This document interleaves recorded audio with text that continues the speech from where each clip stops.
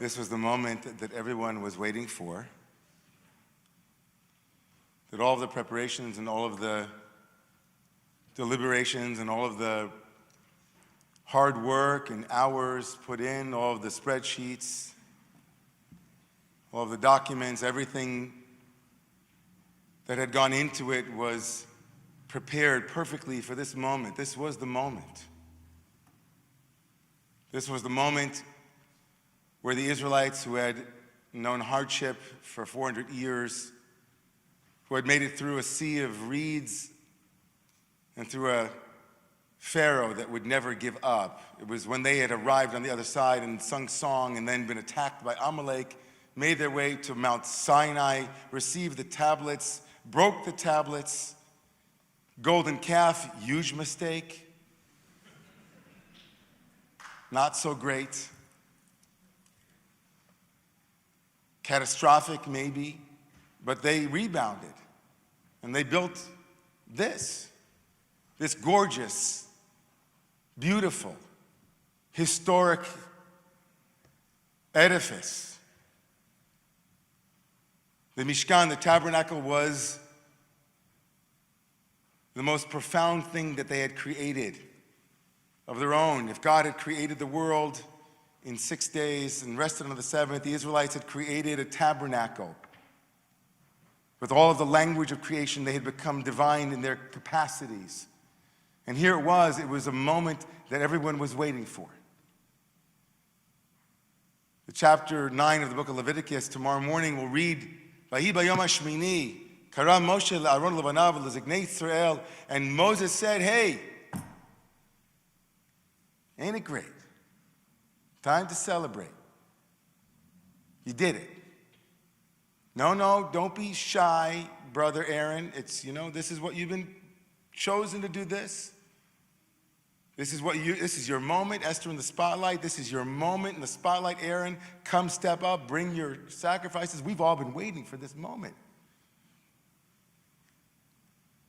The entire people of Israel are gathered around. They all come at the end of chapter 9. And they get a blessing from Aaron. They get a blessing from Aaron and Moshe. They feel doubly blessed, and they fall on their faces, and they scream. And it's so happy.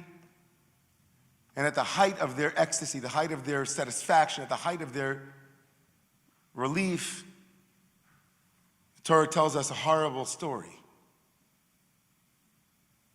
The two children of Aaron, Nadav and Avihu, they bring something, we don't know exactly, a strange fire, something happens. And from the height of ecstasy, they are plummeted to the depths of despair in a moment of verse. One breath. The two sons of Aaron die on that day. A tragedy that the Torah, in its own repetition, compulsion of sorts, will repeat no fewer than 4 times in the 5 books of Moses. From its appearance here in the 3rd book, it will then appear 3 more times during the course of the next book and a half. The Torah is working something out. It's read twice a year. This pattern of ecstasy and then the fall. The buildup, the hope, the relief, and then the disappointment that borders on insane disappointment. It's a kind of disappointment and pain that's unspeakable. In fact, that's what happens. In the very next verse, after the sons of Aaron are taken, Moshe, his brother, tries to comfort him. And so Moshe, stepping in, the loss of his 2 nephews, his bigger brother, it was his day. Moshe says to Aaron, he says to him, hey, Aaron, he says, Hu asher diber Adonai lemor bekrovai kadesh, ve'al pnei chol ha'am ikaved vayidom Aharon. Moshe does something horrible. Moshe, and of all the sins in the Torah, this is not enumerated as one of Moses' great sins, but it's a great sin. Moshe steps into the chasm of the unspeakable and offers words. Words that, to this day, we're not really clear what they meant, This is what God has intended. Don't you know, through my holy ones, I will be made known, I will be sanctified. He says something inchoate. It's inchoate to us 2.5, 3 millennia later. And Aaron's response is profound and confusing too. Vayidom Aharon. And Aaron is silent. Aaron is completely speechless. The Torah tells us this. What's the nature of the silence? The commentaries over the last couple of thousand years have wondered. Vayidom, the word Vayidom in Hebrew, Vayidom means to be quiet, but it's also connected to the word domem, as in inanimate objects, like a stone. One commentator says, the Abarvanel, he says, Aaron became a stone in that moment. The immensity, the enormity of the trauma was so intense that his speech left him. He was in shock. He literally was in shock. He was devoid of feeling. He became numb. They're the words of the 15th century commentator. He didn't weep or mourn like a bereaved father, nor did he accept Moshe's consolation. His soul had left him, and he was speechless. We can readily imagine that response. And we don't have to be speaking of trauma on this level or tragedy at this degree. There's not one person in this room who in the past 2 years hasn't in some way, shape, or form felt, if I have to hear one more thing, if I feel one more thing, I'm going to go, I can't. That a certain silence comes over us that is a shutting down, an inability to process, maybe even a desire not to process. Too much feeling, too much affect, too much. It breaks the vessel, we can't. Vayidom Aharon, Aaron is overwhelmed with feeling. His soul leaves him, he becomes like a stone. How many of us know people who have had this kind of experience who don't come back from that? Who remain in the state of overwhelm, in a state of complete and utter dmama.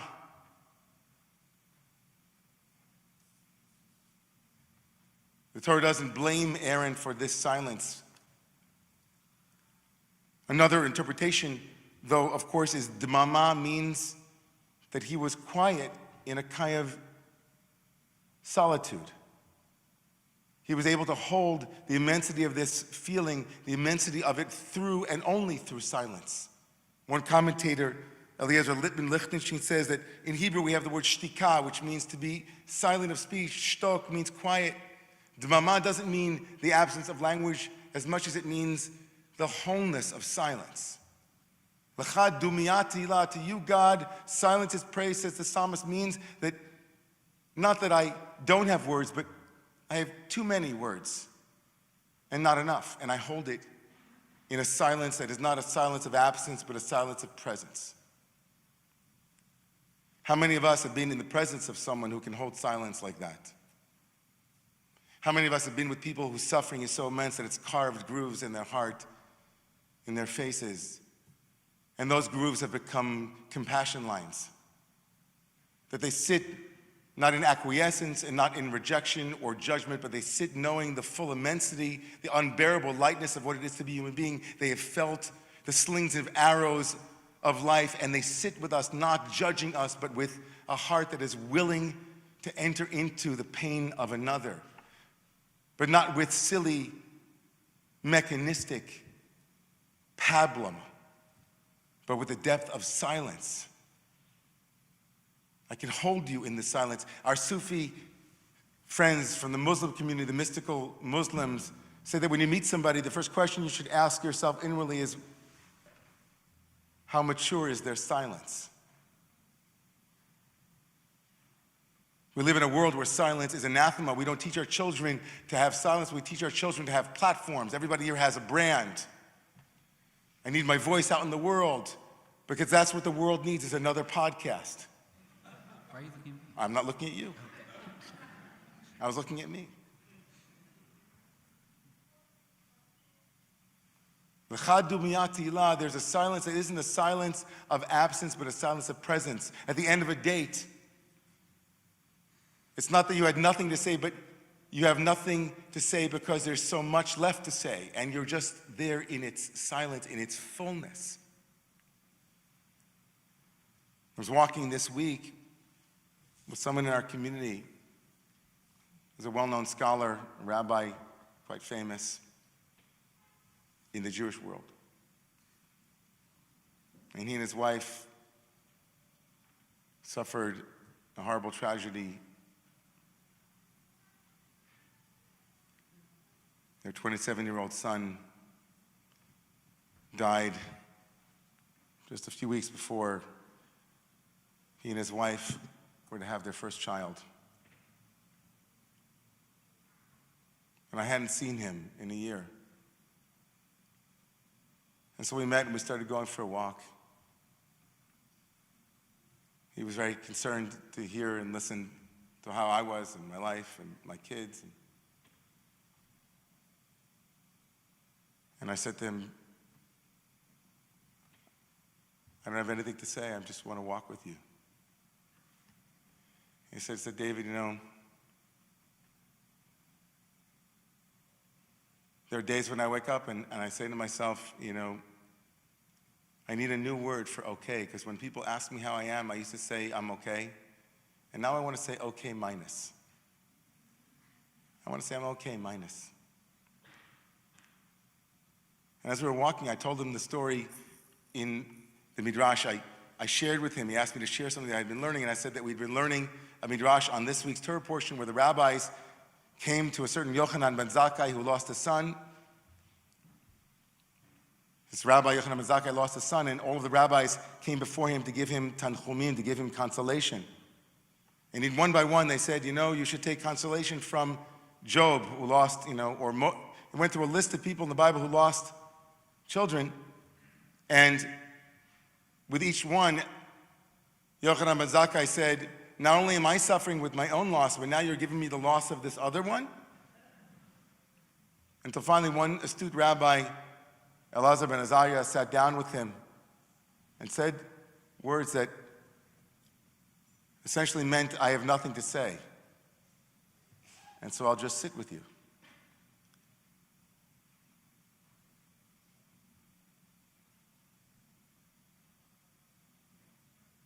Where we are in the world today, with each and every moment, is that we are at a moment of significant paradigm shifting, where the world of power over is being stood up to by the power of people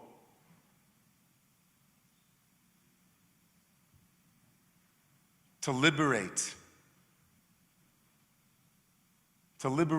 their own unique voice and to say, our voices matter.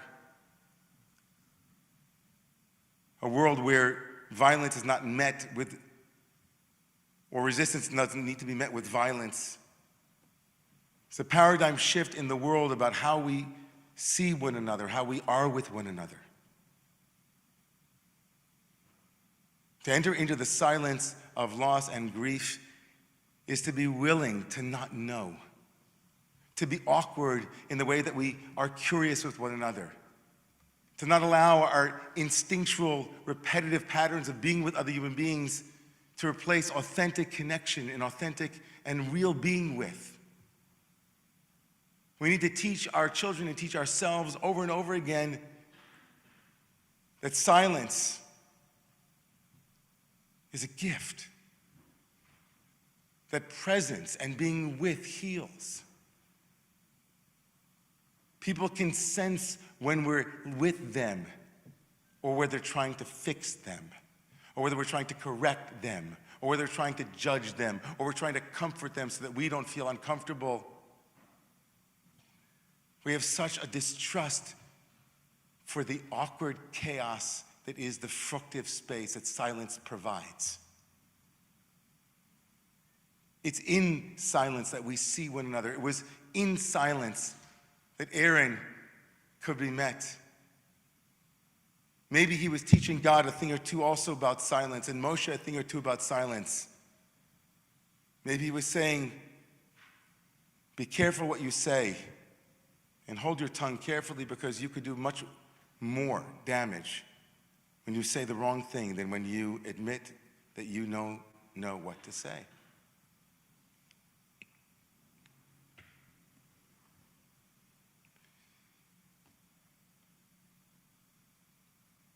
I remember when Joe brought me in, or when this rabbi brought me into his house, I said to him, after all this, where are you? And he said,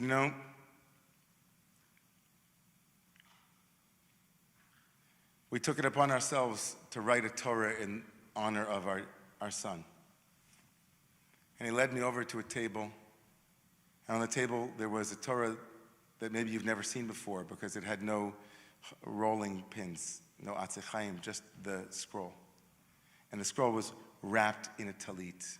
It was double wrapped in a prayer shawl. And he lifted it up so beautifully. And from that point, we didn't say anything. It was completely silent.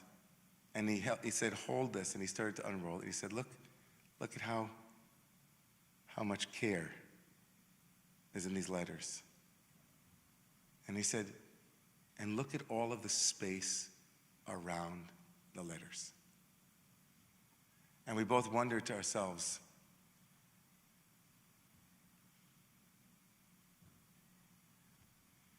did the scribe have to scribe that empty space in the scroll?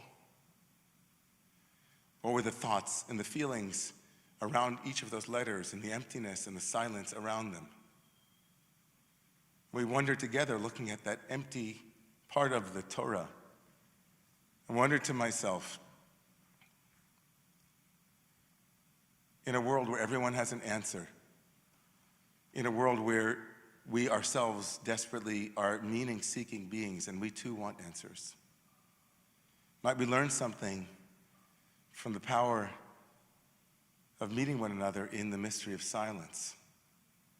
Might we valorize and lift up those who know what it is to hold a space for questions and for meeting to take place? I'm becoming more and more convinced, my birthday weekend as I grow older, more and more convinced that the great healing that we seek, individually, communally, collectively, will be found not in the profundity of our answers, but in the capacity of our silence. I pray for that kind of healing space to be born in all of us. When we meet one another, when we hold one another, when we support one another, and even when we celebrate with one another, leaving that space. Please rise.